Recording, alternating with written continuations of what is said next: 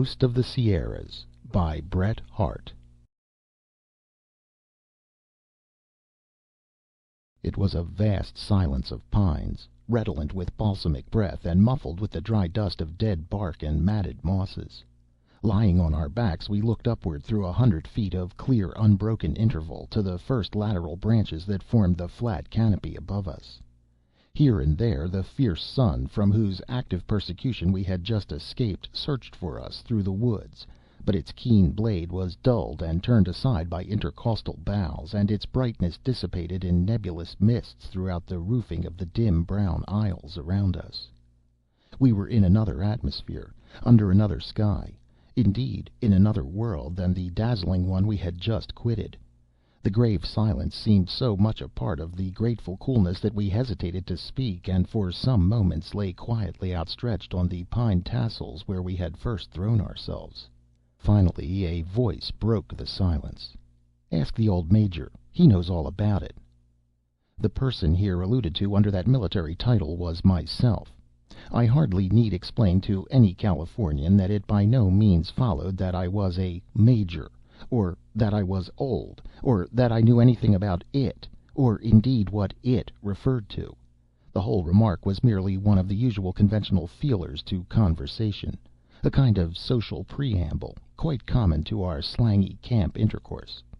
Nevertheless, as I was always known as the Major, perhaps for no better reason than that the speaker, an old journalist, was always called Doctor, I recognized the fact so far as to kick aside an intervening saddle so that I could see the speaker's face on a level with my own, and said nothing.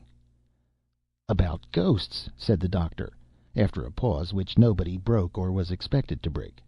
"Ghosts, sir. That's what we want to know. What are we doing here in this blanked old mausoleum of Calaveras County if it isn't to find out something about 'em, eh?" Nobody replied. "Thar's that haunted house at Cave City. Can't be more than a mile or two, anyhow. Used to be just off the trail." A dead silence. The Doctor, addressing space generally: "Yes, sir, it was a mighty queer story." Still the same reposeful indifference. We all knew the Doctor's skill as a raconteur. We all knew that a story was coming, and we all knew that any interruption would be fatal. Time and time again in our prospecting experience had a word of polite encouragement, a rash expression of interest, even a too eager attitude of silent expectancy brought the Doctor to a sudden change of subject.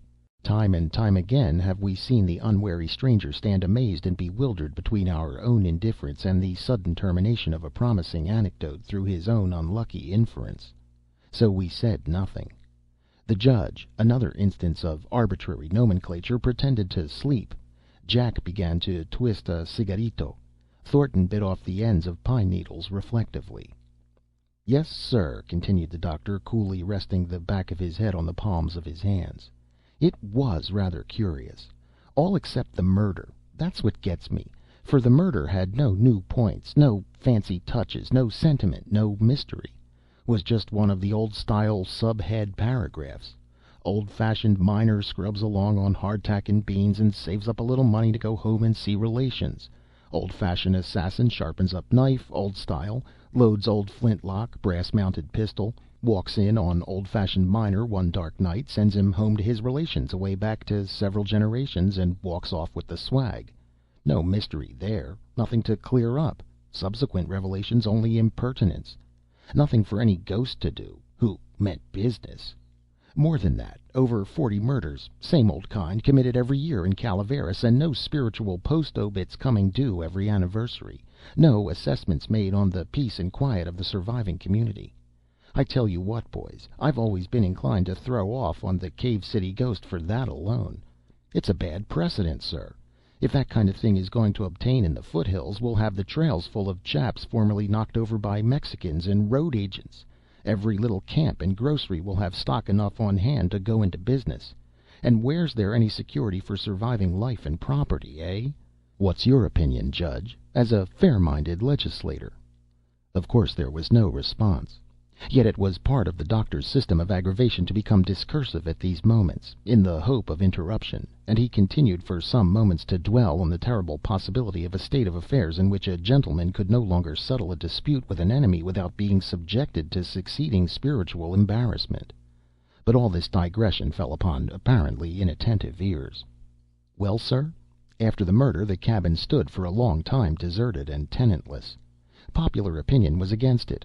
One day a ragged prospector, savage with hard labor and harder luck, came to camp looking for a place to live and a chance to prospect.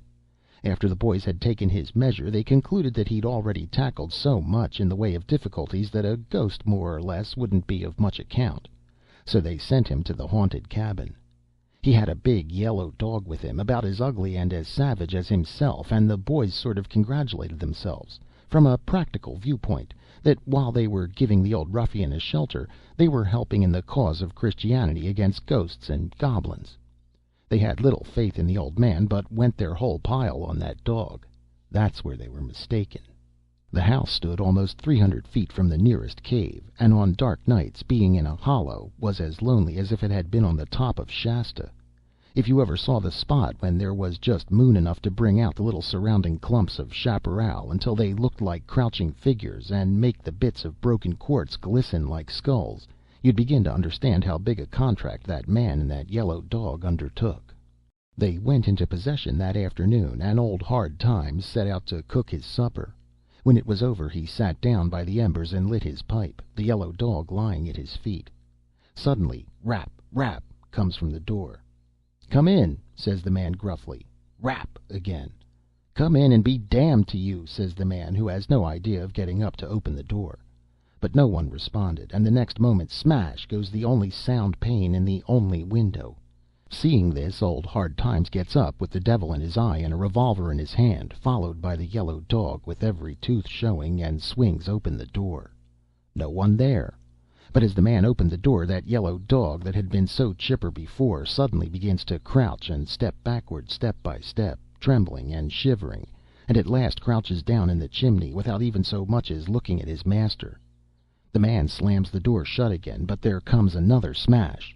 This time it seems to come from inside the cabin, and it isn't until the man looks around and sees everything quiet that he gets up, without speaking, and makes a dash for the door, and tears round outside the cabin like mad, but finds nothing but silence and darkness. Then he comes back, swearing, and calls the dog.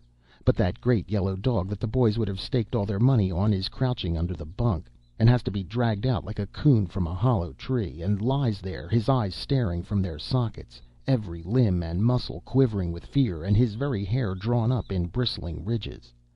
The man calls him to the door. He drags himself a few steps, stops, sniffs, and refuses to go further.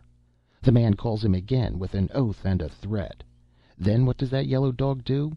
He crawls edgewise towards the door, crouching himself against the bunk till he's flatter than a knife blade. Then halfway he stops. Then that damned yellow dog begins to walk gingerly, lifting each foot up in the air, one after the other, still trembling in every limb. Then he stops again. Then he crouches. Then he gives one little shuddering leap, not straight forward, but up, clearing the floor about 6 inches, as if— "Over something?" interrupted the judge, hastily lifting himself on his elbow. The doctor stopped instantly. "Juan," he said coolly to one of the Mexican packers, "quit foolin' with that riata. You'll have that stake out and that mule loose in another minute. Come over this way." The Mexican turned a scared white face to the doctor, muttering something, and let go the deerskin hide. We all upraised our voices with one accord, the judge most penitently and apologetically, and implored the doctor to go on. "I'll shoot the first man who interrupts you again," added Thornton persuasively. But the doctor, with his hands languidly under his head, had lost his interest. "Well, that dog ran off to the hills, and neither the threats nor cajoleries of his master could ever make him enter the cabin again. The next day the man left camp. What time is it? Getting on to sundown, ain't it? Keep off my leg, will you, you damned greaser, and stop stumbling round there. Lie down." But we knew that the doctor had not completely finished his story, and we waited patiently for the conclusion. Meanwhile the old gray silence of the woods again asserted itself, but shadows were now beginning to gather in the heavy beams of the roof above, and the dim aisles seemed to be narrowing and closing in around us. Presently the doctor recommenced lazily, as if no interruption had occurred. As I said before, I never put much faith in that story, and shouldn't have told it but for a rather curious experience of my own. It was in the spring of '62, and I was one of a party of 4 coming up from O'Neill's when we had been snowed up. It was awful weather. The snow had changed to sleet and rain after we crossed the divide, and the water was out everywhere. Every ditch was a creek, every creek a river. We had lost 2 horses on the North Fork. We were dead beat, off the trail, and sloshing round with night coming on and the level hail like shot in our faces. Things were looking pretty bleak and scary when, riding a little ahead of the party, I saw a light twinkling in a hollow beyond. My horse was still fresh, and I called out to the boys to follow me and bear for the light. I struck out for it. In another moment I was before a little cabin that half burrowed in the black chaparral. I dismounted and rapped at the door. There was no response. I then tried to force the door, but it was fastened securely from within. I was all the more surprised when one of the boys who had overtaken me told me that he had just seen through a window a man reading by the fire. Indignant at this hospitality, we both made a resolute onset against the door, at the same time raising our angry voices to a yell. Suddenly there was a quick response, the hurried withdrawing of a bolt, and the door opened. The occupant was a short, thick-set man with a pale, careworn face, whose prevailing expression was one of gentle good humor and patient suffering. When we entered, he asked us hastily why we had not sung out before. "But we knocked," I said impatiently, "and almost drove your door in." "That's nothing," he said patiently. "I'm used to that." I looked again at the man's patient, fateful face, and then around the cabin. In an instant the whole situation flashed before me. "Are we not near Cave City?" I asked. "Yes," he replied. "It's just below. You must have passed it in the storm." "I see." I again looked around the cabin. "Isn't this what they call the haunted house?" He looked at me curiously. "It is," he said simply. You can imagine my delight.